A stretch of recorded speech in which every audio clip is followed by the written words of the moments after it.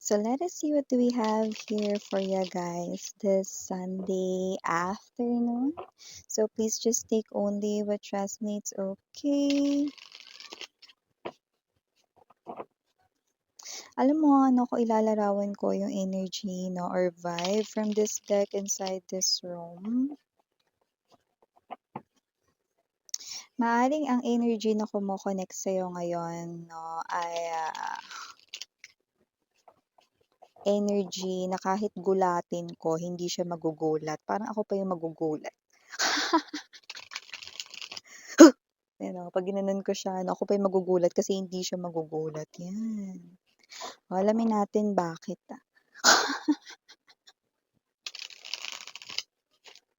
Yung nanggulat, yung magugulat. So, let us see. Parang walang emosyon eh, no? Or parang, alam mo yung ano, hindi kanya mapapansin even though you are creating noise inside the room, no? Ganong klase yung energy nito, no? Let's see, let's see.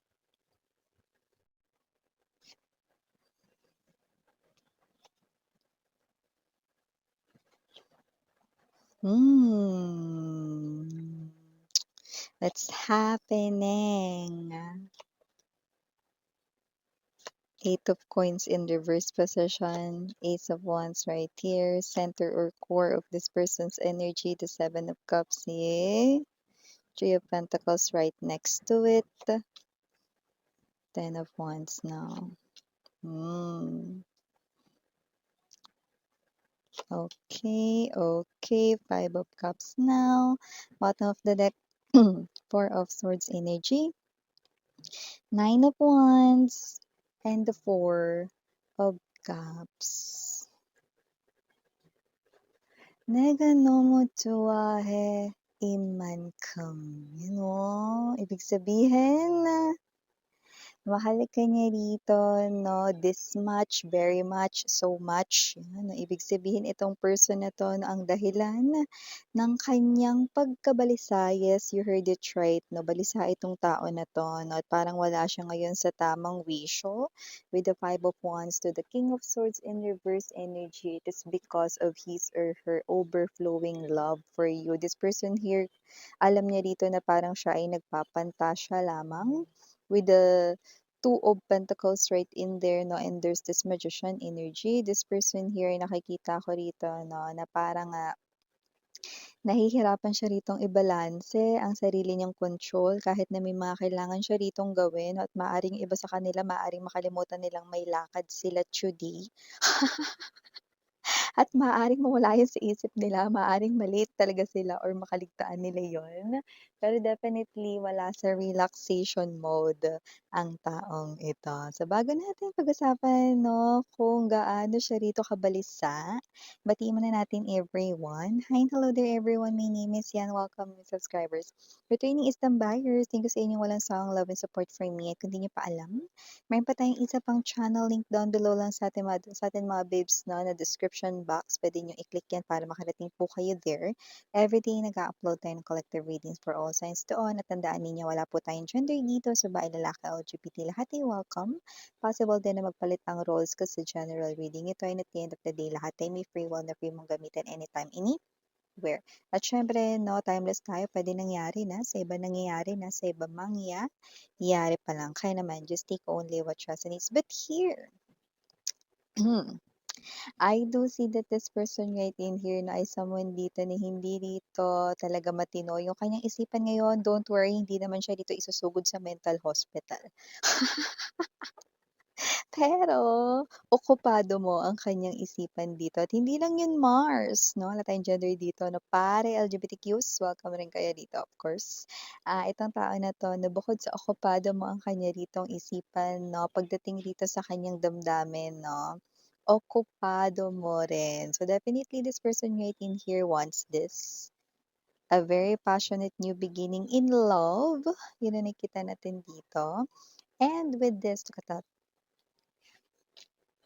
The Seven of Cups energy 'no, ito ay isang malaking problema.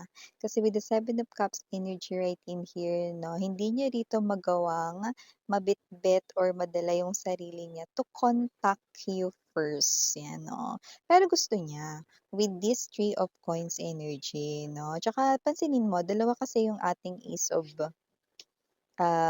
Pentacles 'no, Ace of Wands, dalawang ating aces. Ibig sabihin 'no, ang taong ito ay talaga rito na gusto ng isa pa ulit 'no, na tsansa rito, okey, para rito sa inyong connection. Okey, naalala ko tuloy yung kanta ni Sarah G, 'di ba? Isa pang araw, 'yan 'no, Ano ba title nun? Basta yung isa pang araw, 'yan 'no. Gagawin ko ang lahat upang sa huli, sa huli ay tayo. Yun. Hindi ko alam kung isa pang araw ba yung title nun 'no, basta this person here 'no wants this, new beginning in love, passionate new beginning. So we're talking about your ex-lover right in here 'no, na ngayong Sunday, isang senti Sunday 'no, sakto lalo na kung umuulan sa kung nasaan man siya ngayon. But with the Eight of Pentacles in reverse position na, nakita ko rito 'no, na may mga kailangan siya rito asikasuhin at gawin. Napapabayaan niya na 'yon, nane-neglect niya na 'yon 'no. Natotook for granted niya na yung mga 'yun may mga nakalampas na 'no, pati yung sarili niya rito na relaxation time with friends 'no, baka meron silang catch up with friends 'no. Wala pa siya do'n, nandodo'n na yung mga kaibigan niya na kumakain na or baka naman yung iba nagugutom na hindi pa nakaka-order. Tapos siya wala siyang kamalay-malay, may lakad pala siya today. Kasi nga nasakop mo na rito ang kanyang isipan, 'yan 'no. Nakikita natin dito mga babes na kung sino man 'tong energy na 'to 'no, ang huli mo ritong,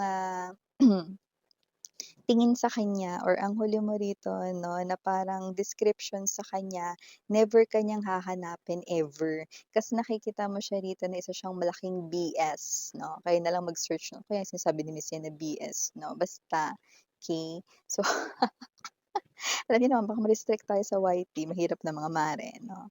Okay, i-search niyo na lang 'yan. Basta nakikita mo siya rito 'no, na isang malaking buwisit na lang, 'di ba? So nakita natin dito 'no, na ang energy mo na huling natatandaan sa kanya 'no, ay isang klase ng hindi magandang memories or, hindi magandang alaala 'no, from your ex-lover 'no. Five of Wands energy 'no, you probably be someone ngayon na iniisip na, hindi yan miss yan, mali yan. Hindi ako naniniwala na yang tao na yan, ako ang laman ng isipan niya ngayon ta's hindi siya makapag-focus sa ginagawa niya. Malabo yun. Malabo yun siguro 'no, sa inyo ritong pananaw ngayon kasi nga ang huli niyong naaalala sa kanya 'no, ay hindi maganda at negatibo. Pero sa nakikita ko ngayon 'no, tingnan mo, Five of Cups here. And then the Five of Wands there. Okay, so definitely this person right in here, no, I aiming for the number 5, no? Maybe your birth date or a special number here, o baka dati niya yung number, anniversary ba yan, monthsary, weeksary. So whatever the case may be, just take only what resonates here, no? Pero yes, na spiritual number 5 means gusto niya ng pagbabago, changes, transformations, no? Dito sa sitwasyon ninyo, ayaw niya na lang yung energy rito ng nakatitig lang mula sa malayo, abangers lang sa'yo mula sa malayo, inaabangan lang dito yung mga chat at text mo 'no, ayaw niya na ng gano'n. So gusto niya na rito ng pagbabago, yung talagang literal na mahahawakan niya kayo, mayayakap niya kayo, mag-uusap kayo, na yung iba sa inyo, meron dito mangilan-ngilan na hindi naman ito yung ex ninyo. New love ito na tingnan mo hindi pa kayo 'no, pero nagagawa mo ng maging gan'to 'no, yung isang person dito, 'di ba? Just by your presence 'no, nakakanang. So, kasi naman 'tong energy na 'to nakikita natin dito, that this type of energy right in here na really craves sa'yo. Okay, sa atensyon mo, sa pagmamahal mo, sa tingin mo, 'di ba? So, dun siya nagke-crave 'no. But for a lot of you, this is your ex-lover right in here 'no, na gusto na tingnan mo siya ulit kung paano mo siya tiningnan dati or tinitingnan dati. Gusto niya na itrato mo siya dati 'no, dun sa kung paano mo siya itrato dati, gano'ng klase ng energy. So, So whoever this energy is 'no, I do see that this person right in here 'no ay, kaya siya balisa dahil hindi niya rito 'no na malaman paano ba yun maibabalik sa dati. Kasi ang gusto niya ritong new normal, taray. Ang gusto niya rito new normal ay makasama kayo kasi nga abnormal ang kanyang mga nararanasan ngayon 'no, kung saan hindi po balanse ang kanyang energy 'no, at gusto niya rito ng katahimikan at ma-feel naman yung happy talaga, ayan 'no. Nakikita ko rin dito na itong tao na 'to 'no ay may energy rito ng kaya siya rito pumapayag na gumala with friends, hindi dahil gusto niya na magsaya or whatsoever 'no, kundi itong person na 'to 'no, ay naghahanap rito ng comfort sa mga kaibigan niya. Kasi very overwhelming yung nadudulot mo rito na sadness sa life niya. Nahihirapan siyang tiisin 'yon 'no. So, yun nakikita natin dito. Four of Swords energy, napabangon-bangon ito 'no, sa kanyang pagtulog 'no. Ibig sabihin, parang chop-chop yung kanyang tulog. Chop-chop. May disturbance sa kanyang pagtulog. Like let's say 'no, kakapikit pa lang niya 'no, an hour ago and then didilat na naman siya 'no. Hindi niya ma-straight or madiretso yung tulog niya, ano. So, gano'ng klase ng energy. Kasi nga this person here ay bothered, kasi hindi niya dito maayos-ayos yung problema niya sa'yo. With the Nine of Wands energy nakikita ko na panay lang ang tingin nito sa'yo, panay lang ang abang nito sa'yo 'no. And with the Four of Cups energy, hindi niya magawang magsalita. See, may throat chakra 'no ay kanina pa nagre-react. So, talagang hindi niya magawa 'no, na lumapit sa'yo, iparating, sabihin yung nararamdaman niya 'no, dahil hindi niya yun kayang gawin ngayon. 'Yan, walang sapat na lakas ng loob 'no, pero nakita tayo dito ng niyog 'no. Ito ang kanyang matayog na pangarap 'no. Ito yung klase rito ng pangarap na gusto niya rito ng new beginning. I'm seeing the sun dito sa inyong sitwasyon. Maybe someone's hair could be wavy or what's this, kulot talaga kayo. Iba naman wavy, yung as in pinanganak kayo na ganyan na yung hair niyo. Okay, maybe that is someone's clue for someone watching here 'no, or maybe your person here, gano'n, babae, lalaki, LGBT.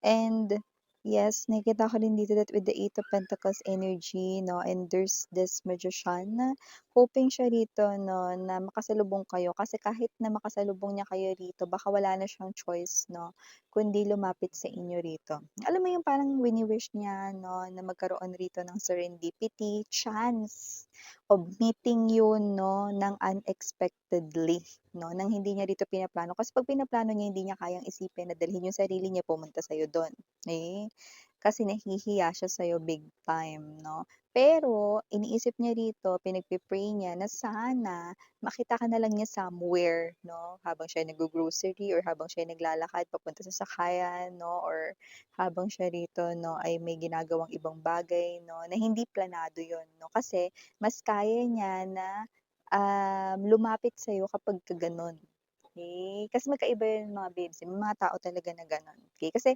'di ba may mga tao na kapagka pinaplano, diyan yung parang kinakabahan ka kasi hindi mo alam kung papayag yung person na makipagkita or makipag-usap sa'yo 'no, tapos kinakabahan ka mga ilang araw 'no, bago yun 'no, baka mag-cancel siya